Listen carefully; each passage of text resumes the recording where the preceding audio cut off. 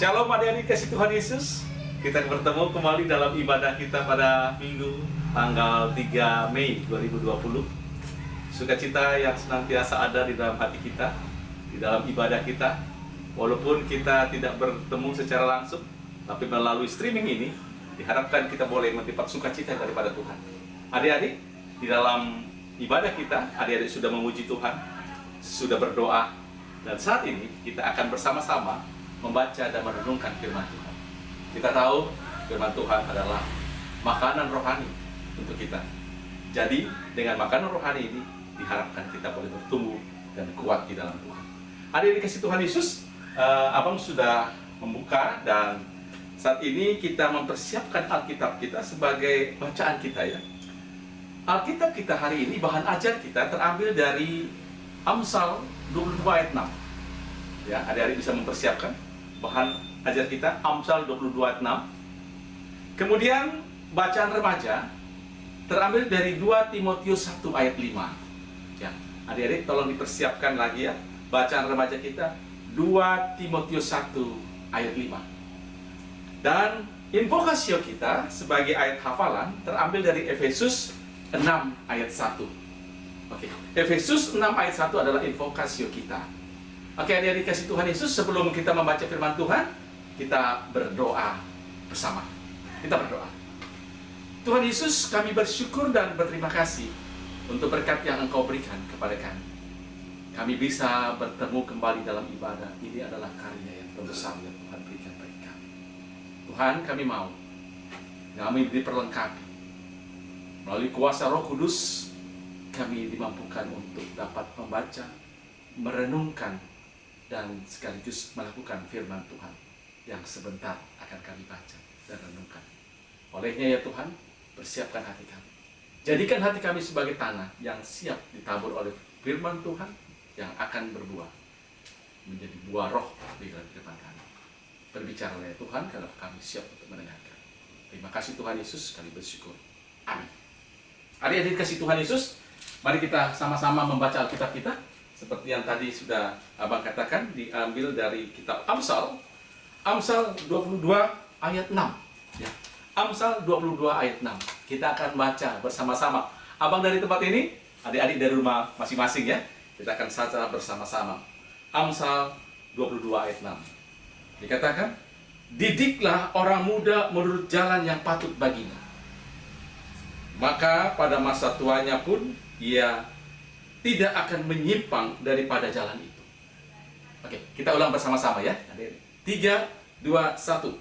Didiklah orang muda menurut jalan yang patut baginya. Maka pada masa tuanya pun ia tidak akan menyimpang daripada jalan. Oke, kita lanjutkan dengan bacaan remaja ya. Bacaan remaja kita yang terambil dari 2 Timotius 1 ayat yang ke-5 ya. 2 Timotius 1 ayat yang ke-5. 2 Timotius 1 ayat ke-5, begini firman Tuhan. Sebab aku terikat akan imanmu yang tulus ikhlas, yaitu iman yang pertama-tama hidup di dalam nenekmu Lois dan di dalam ibumu Eunike, dan yang aku yakin hidup juga di dalam dirimu. Kita ulang sama-sama adik-adik. Dari 2 Timotius 1 ayat yang ke-5. 1, 2, 3. Sebab aku teringat akan imanmu yang tulus ikhlas, yaitu iman yang pertama-tama hidup di dalam nenekmu Lois dan di dalam ibumu Eunike, dan yang aku yakin hidup juga di dalam dirimu. Oke, yang terakhir kita baca invokasio kita. Invokasio kita terambil dari Efesus 6 ayat 1. Efesus 6 ayat 1. Kita sudah ketemu semuanya? Baik, kita baca bersama-sama.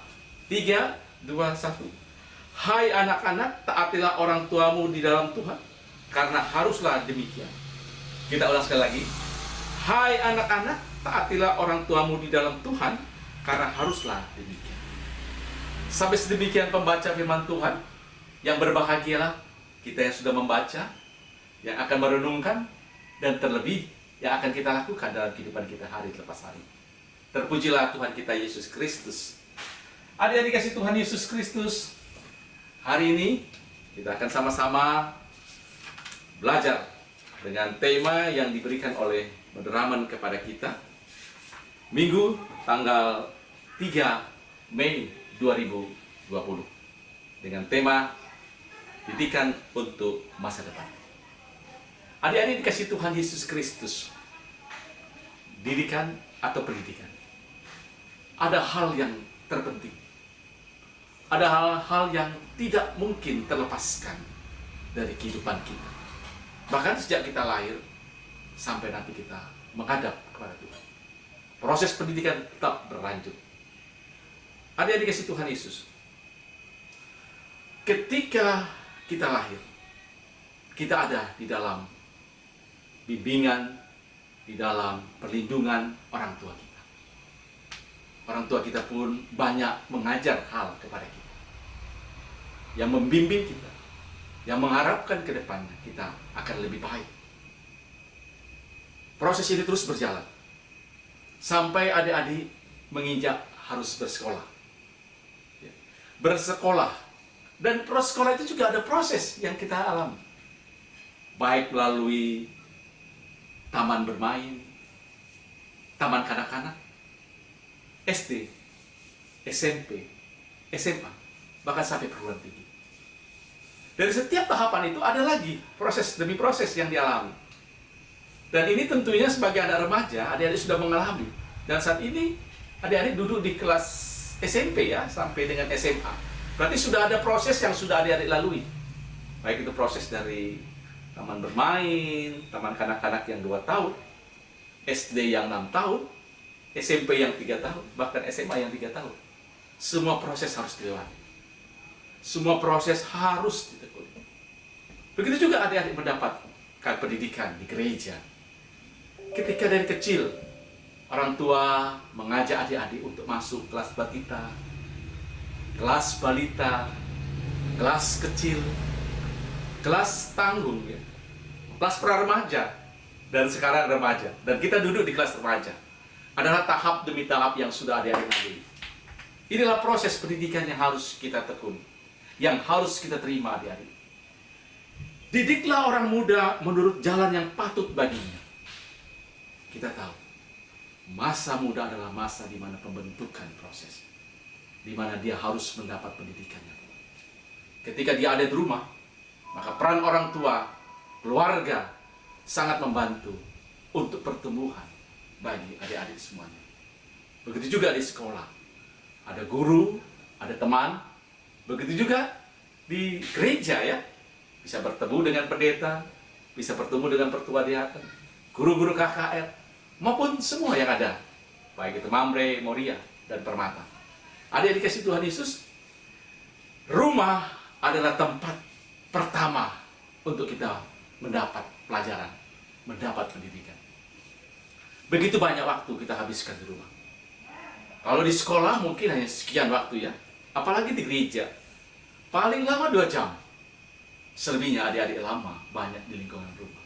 Makanya penting bagi kita untuk terus mau belajar, walaupun keadaan kita di rumah, bertemu dengan orang tua, bertemu dengan abang adik kita. Kita mau tetap dalam proses pembelajaran. Adik-adik dikasih Tuhan Yesus. Apa yang didapatkan dari proses ini? Proses ketika adik-adik harus mengalami pendidikan ini sendiri. Ya, abang sudah mencatat ada 6 poin di dalamnya. 6 poin ini diharapkan kita dapat benar-benar mendapat hasil yang terbaik ketika kita mau melalui proses demi proses itu. Yang pertama, yang didapat dari proses ini adalah membentuk karakter dan kepribadian adik-adik. Karakter dan kepribadian ini menjadi penting di dalam sikap hidup kita. Dan ini sangat dibutuhkan ketika kita boleh berpenampilan, ketika kita boleh, ya, bagaimana kita bertutur kata, berbicara, atau kita bersapa dengan orang lain. Inilah membentuk. Ketika adik-adik dididik, tentunya ada proses yang ingin dialami. Baik adik-adik di dalam berkarakter, berkepribadian, tentunya diharapkan yang terbaik. Yang kedua, apa yang didapatkan dari proses ini? Menciptakan pola pikir lebih baik. Adik-adik yang kasih Tuhan Yesus, pola pikir itu perlu dibentuk adik-adik dari sejak dini. Bahkan ketika dalam kandungan, ibu kita sudah memproses bagaimana membentuk pola pikir kita. Yaitu bagaimana mereka berupaya untuk mengasihi kita sampai nanti kita lahir. Terus kita diberi nutrisi agar pertumbuhan. Bahkan ketika kita sudah dewasa, kita dididik bagaimana cara makan, bagaimana cara minum, bagaimana cara bermain. Bahkan ketika kita bertumbuh terus, bagaimana cara belajar dengan baik. Ini diharapkan adalah untuk supaya pemikiran kita jauh lebih baik, lebih dewasa. Adik-adik, yang ketiga, apa yang didapat dari proses ini adalah kontrol emosi. Emosi ini kadang-kadang memang terjadi dalam kehidupan kita. Tetapi ketika kita mau menerima pendidikan, maka setidaknya kita dapat menalar dari semua apa yang kita terima. Tidak serta-merta kita merespon.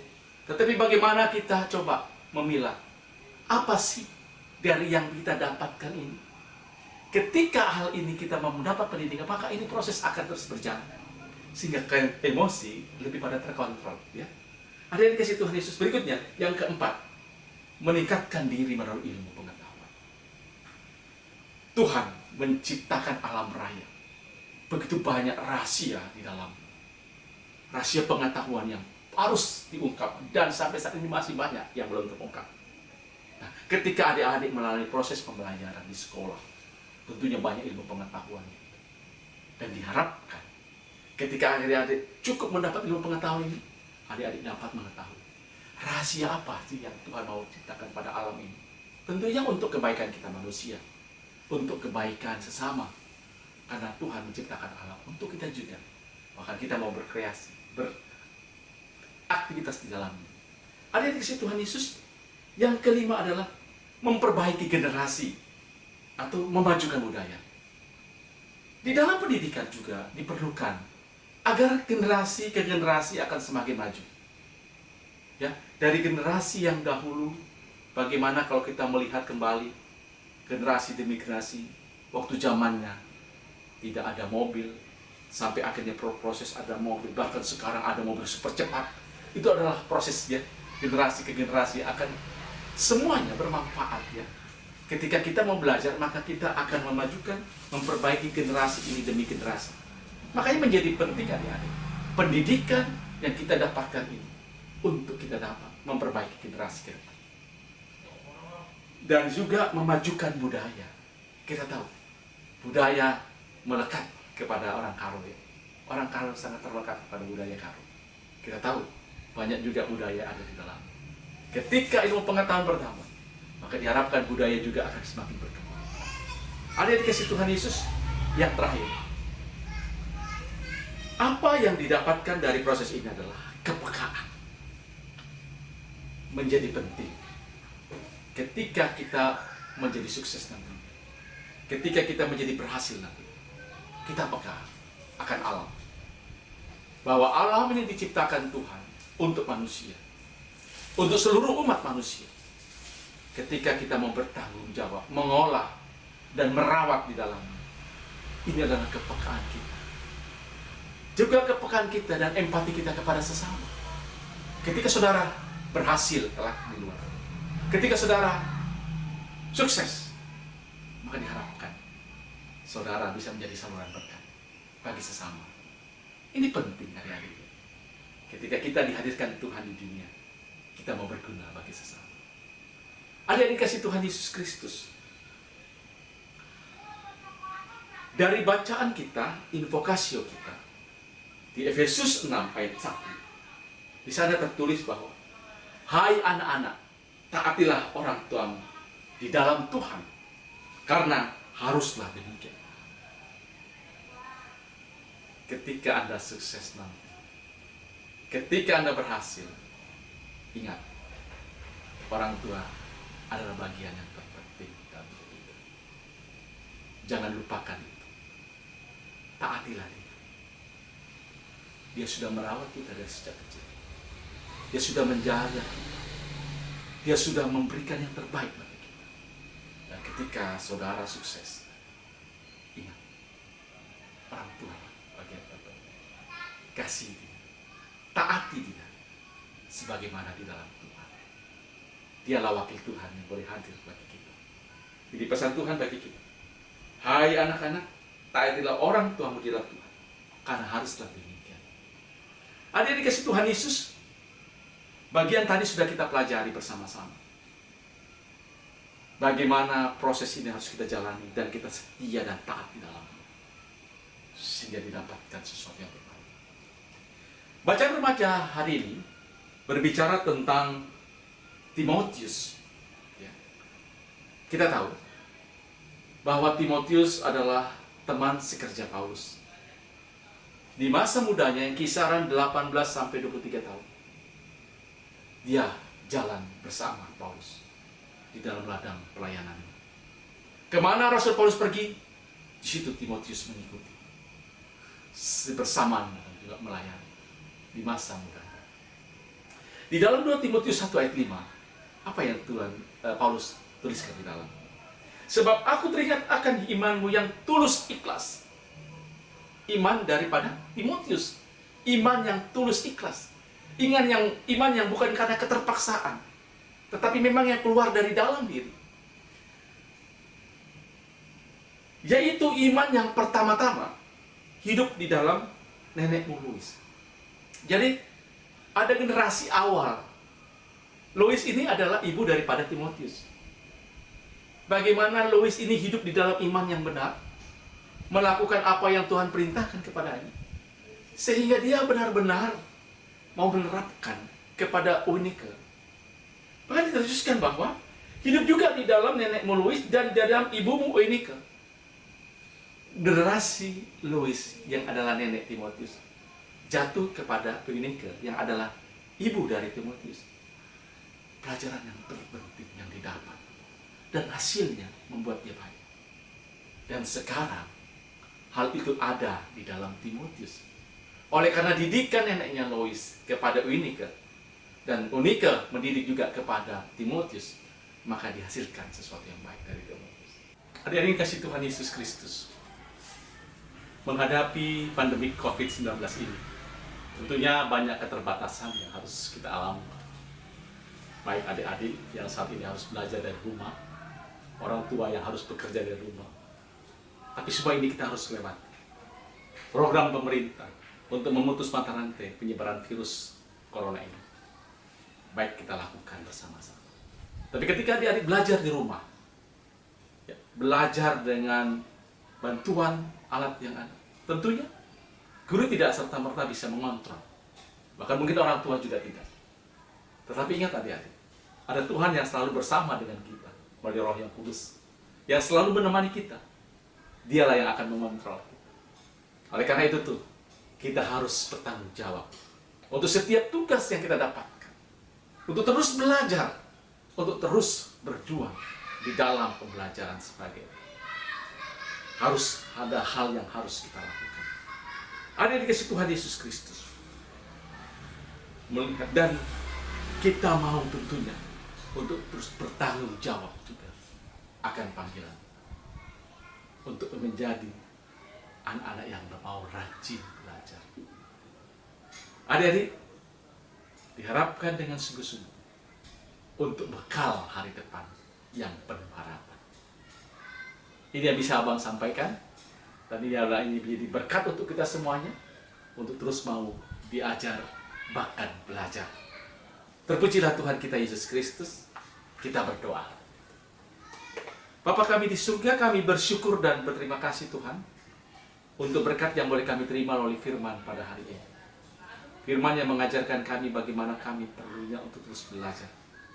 Baik belajar di rumah, belajar di sekolah, belajar di gereja, bahkan belajar dimanapun. Semua untuk kebaikan bagi kami kelak. Olehnya Tuhan, sadarkan kami untuk kami melakukan dengan penuh tanggung jawab. Terima kasih Tuhan Yesus. Kami juga berdoa untuk setiap anak-anak kami.